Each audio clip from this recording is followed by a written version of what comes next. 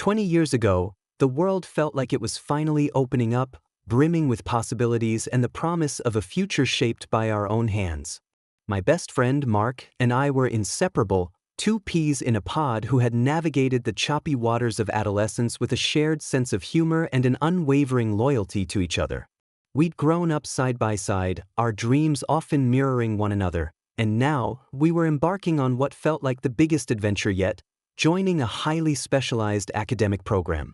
This wasn't just any class, it was an elite cohort, handpicked from across the school, designed to challenge and nurture the brightest minds. The air hummed with an almost palpable energy of expectation, a mix of excitement and a healthy dose of trepidation. We knew this program was our ticket to unlocking pathways we'd only ever dreamed of, a stepping stone to something truly significant. Our first day was a kaleidoscope of new faces and a palpable shift in the school's social dynamics. The class was a curious blend, a microcosm of the entire student body. There were students like Mark and me, those who had earned their place through diligent effort and recognized academic prowess, the quiet achievers, the genuinely admired. But then there was the other faction, a group that quickly made their presence known, the self-proclaimed popular guys. They weren't necessarily the brightest, nor were they the most talented in any discernible way, but they possessed an undeniable swagger, an inflated sense of self-importance that seemed to fill every corner of the classroom. They moved as a unit, a pack of wolves, their confidence bordering on arrogance, their laughter a little too loud, their eyes constantly scanning for an audience. From the outset, it was clear they viewed Mark and me, and anyone else who didn't fit their narrow definition of cool, as targets. Their favorite pastime seemed to be making others feel inferior, a twisted form of entertainment that they perfected with unsettling precision. It wasn't overt bullying, not at first, but a constant barrage of subtle digs, dismissive glances, and snide remarks. They'd interrupt our conversations, scoff at our ideas during group discussions, or make thinly veiled jokes at our expense, always ensuring their audience, particularly the girls in the class, was watching. It was a calculated performance, designed to elevate themselves by diminishing others. We tried to ignore it, to focus on the academic challenges that lay before us, but their presence was a constant, irritating hum beneath the surface of our daily lives. Their attempts to belittle us were relentless, a subtle erosion of our self-esteem that, while never breaking us, certainly chipped away at our initial enthusiasm for this new chapter. We felt like outsiders looking in, despite having earned our place just as much as anyone else. As the academic year progressed, a new buzz began to circulate through the school halls, one that transcended the usual academic pressures and social hierarchies: the formation of the inter-school sports team. This wasn't just any team, it was a highly anticipated event, a chance for our specialized program to showcase its athletic prowess against other programs within the school. For Mark and me, this was more than just a game. It was an opportunity to channel our energy, to prove ourselves on a different kind of field. We lived and breathed sports. From the moment we could walk, a ball had been an extension of our limbs, and countless hours had been spent honing our skills on dusty pitches and worn-out courts. We weren't just enthusiasts, we were genuinely good, with a natural talent honed by years of dedication and countless local league victories. Our reputation as formidable players preceded us, even within the school, and we fully expected to be key components of the new team. The anticipation leading up to the team selections was palpable. Everyone was talking about it, speculating on who would make the cut. Mark and I felt a quiet confidence, not born of arrogance, but from a deep understanding of our own abilities and a history of consistent performance. We knew we had the skills, the teamwork, and the strategic minds necessary to contribute significantly. We pictured ourselves out there, representing our program, working together, and bringing home victories. It felt like a natural progression, a place where our talents would be recognized and valued, unlike the academic setting where the popular guys often tried to overshadow us. But as the selection process unfolded, a chilling reality began to set in. The popular guys, despite their often mediocre athletic abilities, seemed to wield an undue influence over the team's formation. They weren't just vying for spots, they were actively orchestrating who would be on the roster. Their conversations, once limited to belittling us, now revolved around who they would pick, who they deemed worthy. It became less about skill and more about social standing, about maintaining their clique's dominance even on the sports field. We watched a growing knot of unease tightening in our stomachs, as players who were clearly less talented, less experienced, and less committed were being favored, simply because they were part of the popular crowd, or at least amenable to their influence. The final roster was announced, and the news hit us like a physical blow. Our names weren't on it. Mark's name wasn't on it. It was a stark, undeniable omission, a deliberate snub that went beyond mere oversight. We looked at each other, a shared expression of disbelief and profound disappointment etched on our faces. How could this be? Our proven track record, our undeniable skills, all dismissed in favor of players who, frankly, were nowhere near our level. The popular guys had succeeded in their petty power play. They had chosen less talented but more popular players, individuals who would bolster their social standing rather than the team's actual performance. It was a clear message. No matter how good we were, we would never get a fair chance within their sphere of influence.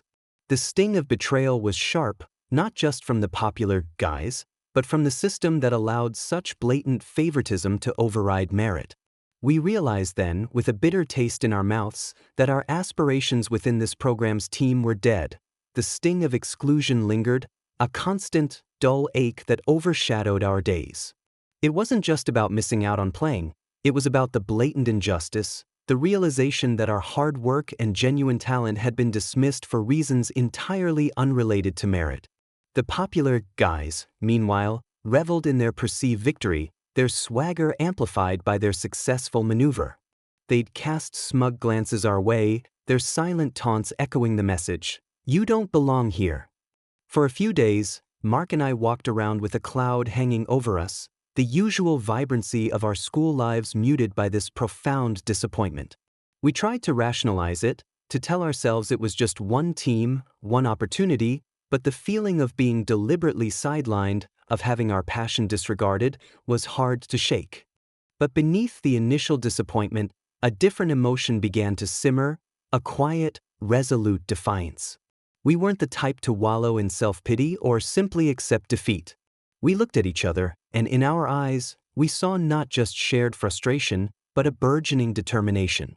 This wasn't the end, it was a pivot point. If they wouldn't give us a chance, we would find one elsewhere.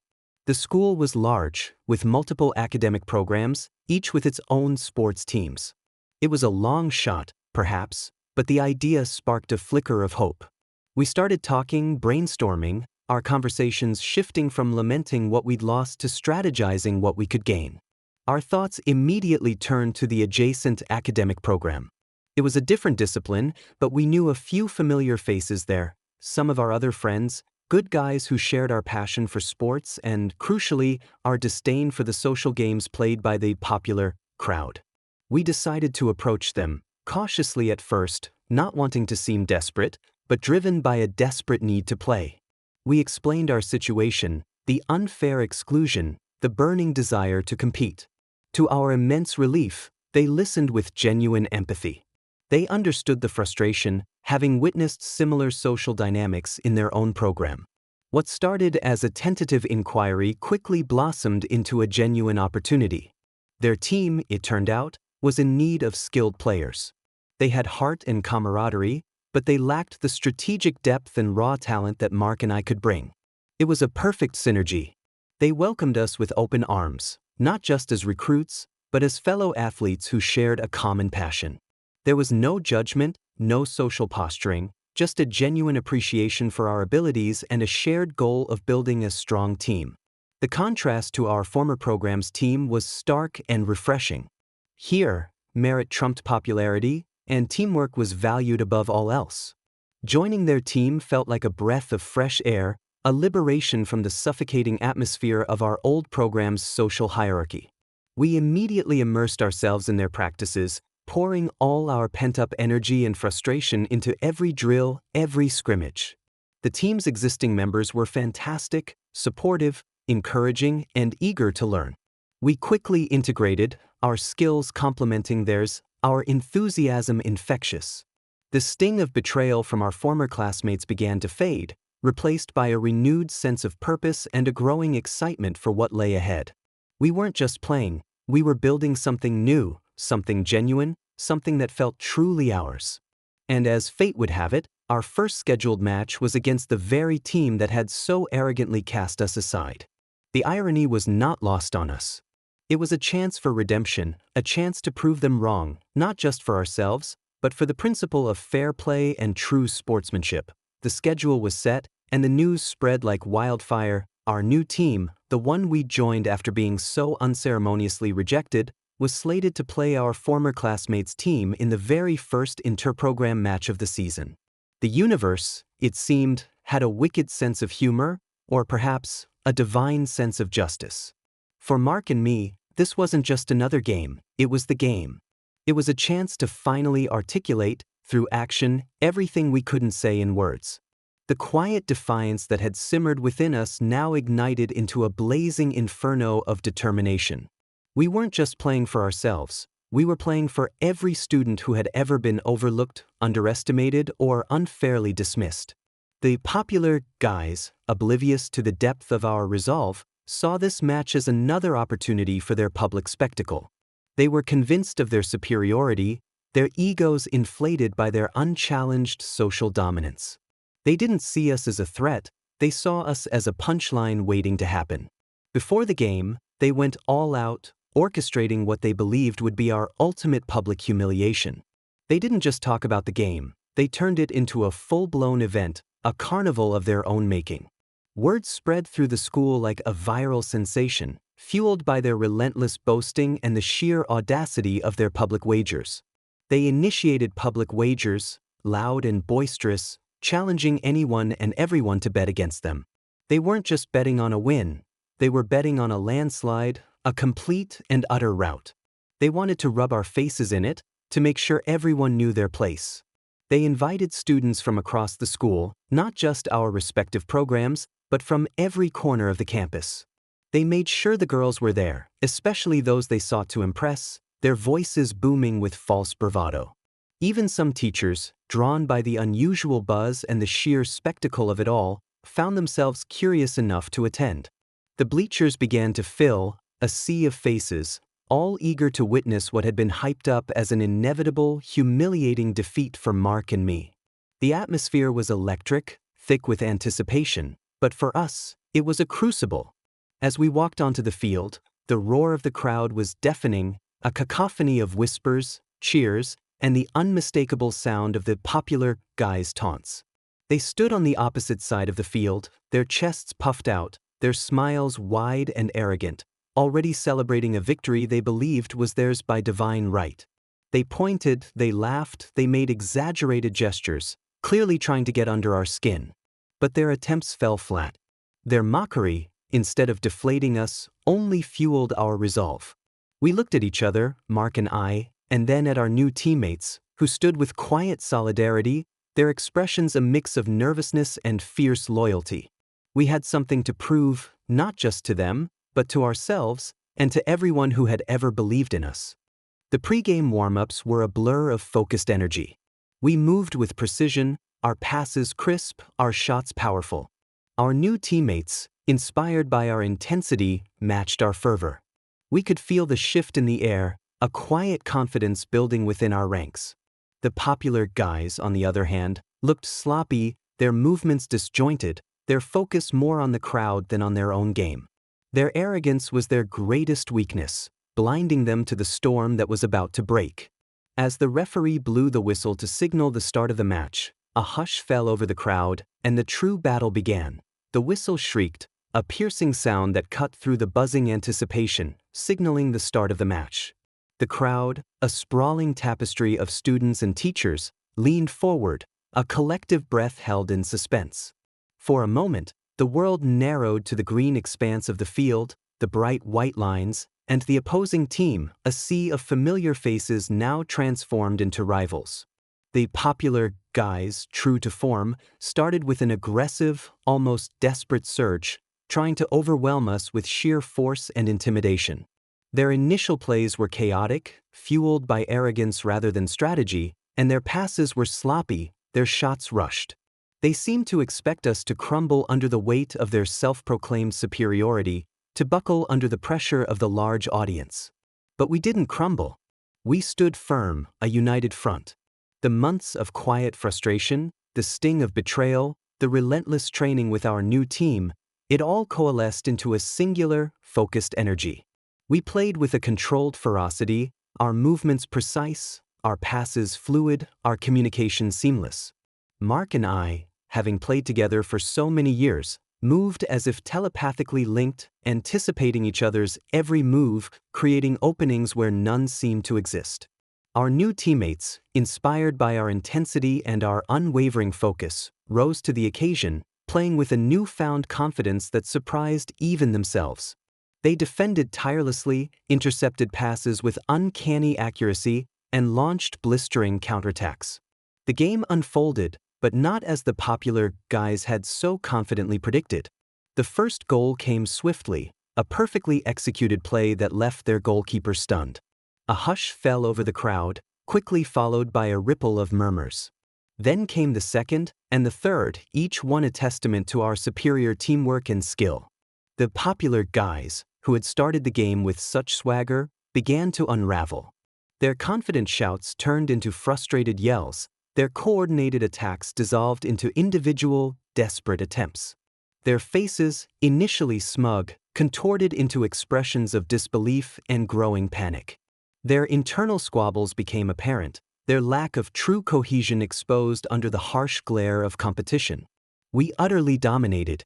It wasn't just a win, it was a masterclass in strategic play, a relentless assault on their overinflated egos. Every goal felt like a hammer blow, shattering their carefully constructed facade of invincibility. The crowd, initially biased or merely curious, began to shift its allegiance. Whispers of admiration replaced the earlier jeers, and gasps of awe followed each of our spectacular plays. By halftime, the score was already staggering, a testament to the chasm between true skill and mere popularity. The popular guys stumbled off the field, their shoulders slumped, their faces pale with shock and humiliation. Their public wagers, once a source of pride, now hung over them like a dark cloud, a promise of public ridicule. The second half was a continuation of the first. We didn't let up, maintaining our relentless pressure, our focus unwavering. We scored again and again, each goal amplifying the silence from their side of the field and the growing roar from ours. The final whistle blew, a triumphant sound that echoed across the field, signaling the end of the match. The scoreboard glared down, an undeniable testament to our victory, 11-1. The entire school watched as their confidence crumbled, their bravado evaporating into thin air. They were furious, scrambling for excuses, pointing fingers at each other, their carefully constructed world of popularity and perceived superiority shattered into a million pieces. The humiliation was palpable, a bitter taste in their mouths, and a sweet, sweet victory for us. The aftermath of the 11-1 victory was a whirlwind of emotions. For us, it was pure elation, a profound sense of vindication that washed away months of frustration and doubt. Our new teammates, who had initially been nervous, were now jubilant, their faces alight with pride and a newfound belief in their collective strength. The crowd, which had started with such skepticism, erupted in cheers, a wave of applause and congratulatory shouts washing over us as we walked off the field. Students we barely knew approached us, offering high fives and genuine praise. It was a moment of pure, unadulterated triumph, not just for the score, but for the principle it represented, that true merit would, eventually, prevail over superficial popularity. For the popular guys, however, the scene was one of utter devastation. Their confident smiles had been replaced by grimaces of fury and disbelief. Their loud boasts had turned into hushed, angry whispers. We watched, with a quiet satisfaction, as they scrambled for excuses, their carefully constructed image of invincibility crumbling before the eyes of the entire school. They blamed the referee, the field conditions, even each other, anything but their own lack of skill and cohesion. Their public wagers, once a source of their arrogance, now became a symbol of their spectacular failure. We heard snippets of their frantic conversations, how they would explain this, how they would salvage their reputation. The humiliation was a bitter pill for them to swallow, amplified by the sheer number of witnesses. The news of the unprecedented 11-1 defeat spread like wildfire throughout the school, reaching every corner, every classroom, every social circle. It wasn't just a sports score, it was a social earthquake. The popular guys, who had always seemed untouchable, had been publicly humbled in the most spectacular fashion. Their reign, if not entirely over, was certainly shaken. The balance of power, at least on the sports field, had decisively shifted. Mark and I, once the targets of their belittling remarks, were now viewed with a newfound respect, even admiration. Our names, once whispered in the context of their taunts, were now spoken with reverence for our athletic prowess. As the date for the rematch approached, a noticeable shift occurred in the popular guys' demeanor. The boisterous confidence that had defined them was gone, replaced by a quiet, almost desperate anxiety. They no longer initiated public wagers or boasted about their impending victory. In fact, they tried, quite transparently, to avoid a repeat spectacle. They attempted to downplay the upcoming game, hoping to keep it low-key, to avoid drawing the same massive crowd that had witnessed their previous humiliation. They even tried to reschedule, citing flimsy excuses, anything to avoid another public reckoning. Their desperate attempts to control the narrative were almost comical, a stark contrast to their earlier arrogance. But word had already spread. The legend of the 11-1 game had taken on a life of its own, transforming into an epic tale of underdog triumph. Everyone was talking about it, speculating on whether history would repeat itself. The curiosity was too great, the desire to witness another potential upset too strong. Despite the popular guys' best efforts to keep it quiet, the buzz around the rematch grew louder with each passing day. The entire school was abuzz with anticipation, eager to see if our victory was a fluke or a true testament to our skill. As the day of the rematch dawned, it became clear that their attempts to avoid a crowd had failed spectacularly. The bleachers, once again, began to fill, even more densely packed than before. Everyone showed up anyway, eager to see if history would repeat itself. And deep down, Mark and I knew, with a quiet certainty, that it would. The atmosphere for the rematch was markedly different from the first game. Gone was the boisterous, arrogant swagger from the popular guys. In its place was a palpable tension, a grim determination mixed with an underlying current of fear. They walked onto the field with none of their previous bravado, their eyes darting nervously towards the packed bleachers. The crowd, even larger than before, buzzed with an almost feverish anticipation. They weren't there for a guaranteed spectacle of humiliation, they were there for a genuine contest, a potential repeat of the epic upset. The air crackled with a different kind of energy, one of suspense and curiosity, rather than the one-sided expectation of a rout. For our part, Mark and I, along with our teammates, felt a different kind of pressure.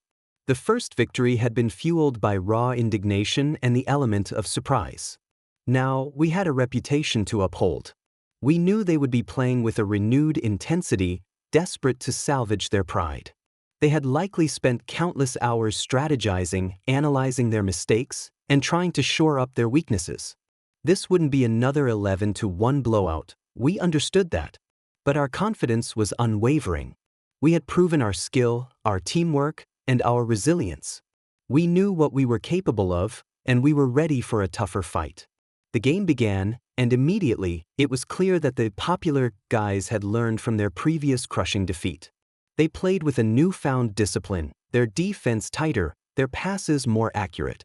Their earlier chaos had been replaced by a more structured approach, albeit one still lacking the natural fluidity and strategic depth of our team. They were desperate, and that desperation fueled their efforts, making them a far more formidable opponent than they had been in the first match. The game became a grueling, back-and-forth battle, a true test of endurance and skill. Every inch of the field was contested, every pass challenged, every shot defended with fierce determination. The score remained locked at 0-0 for what felt like an eternity. The tension in the stadium was almost unbearable, the crowd on the edge of their seats, erupting with every near miss and every spectacular save. Both teams fought tooth and nail, neither willing to concede an inch. Mark and I continued to orchestrate our attacks, creating opportunities, but their goalkeeper, clearly motivated by the previous humiliation, was playing the game of his life, making incredible saves that seemed to defy logic. Our defense, too, was exceptional, thwarting their every attempt to break through. It was a true stalemate, a testament to the heightened stakes and the improved play from both sides. As the clock ticked down in the second half, the pressure mounted. The possibility of a draw, or even a narrow defeat, loomed. But we refused to yield. Our communication remained sharp, our focus unwavering. Then, in the dying minutes of the game, a moment of brilliance broke the deadlock. Mark, with a burst of speed, received a perfectly weighted through ball from one of our midfielders.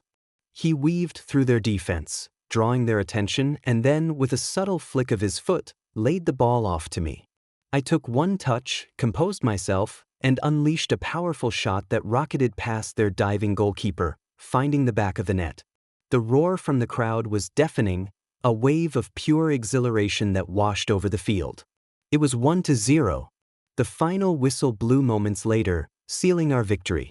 It was a closer game, undoubtedly, but a victory nonetheless, and one that felt just as sweet, if not sweeter, than the first. It proved that our initial win was no fluke, we were simply the better team. The 1-0 victory in the rematch, though less dramatic in score, carried an even deeper significance than the first. It wasn't about shock and awe this time. It was about consistency, about proving that our initial triumph wasn't a fluke. It solidified our position as the superior team, not just in a single, overwhelming performance, but in a hard-fought, strategic battle. The popular guys, despite their improved play and desperate efforts, had still fallen short. Their faces, though not as overtly devastated as after the 11-1 loss, still bore the unmistakable signs of defeat and a deep-seated frustration. They had tried to avoid the spectacle, but the spectacle had found them again, and once more, they were on the losing side. The school's perception of us, and of the popular guys, continued to evolve. The narrative had firmly shifted. No longer were we the overlooked underdogs. We were the proven champions, the team that consistently delivered. The popular guys, once the undisputed kings of the social hierarchy, now carried the weight of two very public defeats. Their attempts to belittle us in the classroom, which had never truly ceased, now rang hollow, stripped of their former sting. How could they claim superiority when we had so decisively outplayed them on a public stage, not once, but twice? Their authority, once derived from perceived social dominance, was now visibly eroded. The victories, however, were just the beginning of a prolonged and incredibly satisfying period of dominance. For the next 2 years, until graduation, our team consistently defeated theirs in every single match. It became a pattern, an undeniable truth etched into the school's athletic history. Whether it was on the football field, the basketball court, or the track, whenever our two programs met in a sporting contest, the outcome was almost always the same. Sometimes the scores were wide margins, reminiscent of the first game. Other times, they were nail-biting, hard-fought battles like the rematch. But the result, almost without exception, was a victory for our team. This sustained success wasn't just about winning games. It was about a profound and prolonged victory against those who had tried so relentlessly to put us down. Each win was a quiet, powerful rebuttal to their arrogance, a testament to the fact that true talent, dedication, and teamwork would always triumph over superficial popularity and petty social games. Every time we shook hands with them after a match, seeing the frustration in their eyes, the forced smiles, the barely concealed anger, it was a sweet, silent affirmation of our journey. They couldn't ignore us, they couldn't belittle us, and they certainly couldn't beat us. Our team became a source of immense pride for our academic program, and for us personally, it was a defining period. We had not only found a place where our skills were valued, but we had also forged an unbreakable bond with our new teammates, a camaraderie built on shared victories and mutual respect. The initial sting of betrayal had long faded, replaced by the deep satisfaction of having turned a negative experience into a prolonged, undeniable triumph. As graduation approached, we looked back not with bitterness, but with a profound sense of accomplishment. We had not just won games, We had won a battle for respect, for recognition, and for the simple truth that character and capability ultimately matter more than popularity.